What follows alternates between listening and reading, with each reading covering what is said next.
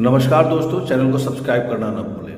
हम लोग बात कर रहे हैं 3 राज्यों में 9 अप्रैल को मतदान होने हैं और इस मतदान का परिणाम 4 मई को होगा।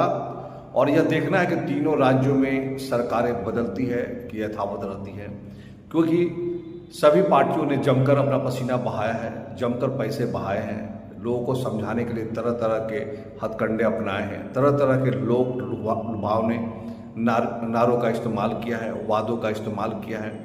अब जनता कितना समझ पाई है यह तय होगा 4 मई को।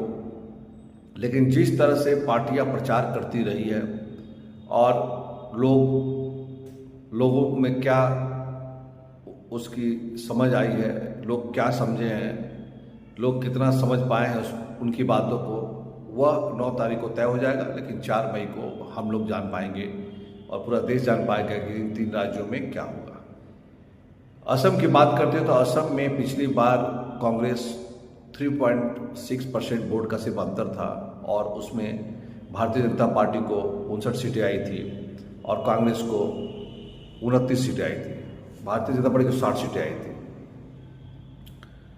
तो इस बार देखना है कि अगर वो 3.6% को कांग्रेस कन्वर्ट करने में कामयाब हो गई तो निश्चित रूप से वहाँ पर कांग्रेस की सरकार बनेगी। और कांग्रेस पूरी तरह से आशावान भी है कि वो असम में सरकार बनाएगी और केरला में भी बनाएगी, क्योंकि केरला में भी वो नंबर 2 की पार्टी है और पिछले लोकसभा में उसने 20 लोकसभा जो सीट्स है उसमें से उन्होंने 18 सीटें जीती थी और 1 सीट बीजेपी और 1 सीट एलडीएफ को मिली थी। इसलिए वहाँ पर वह खुशी मना सकती है और 4 मई को उसके फेवर में नतीजे आ सकते हैं, क्योंकि पिछले अभी जो वार्ड काउंसिलर के इलेक्शन थे उसमें भी कांग्रेस ने बाजी मारी थी। इसलिए वह अभी सशक्त रूप से वहाँ इलेक्शन भी लड़ी है और मजबूत स्थिति में भी है और 4 मई को खुशियाँ उसकी झोली में पड़ सकती है। अगर कुछ नया हुआ तो यूडीएफ की सरकार तीसरी बार बन सकती है, नहीं तो कांग्रेस का आना तय है।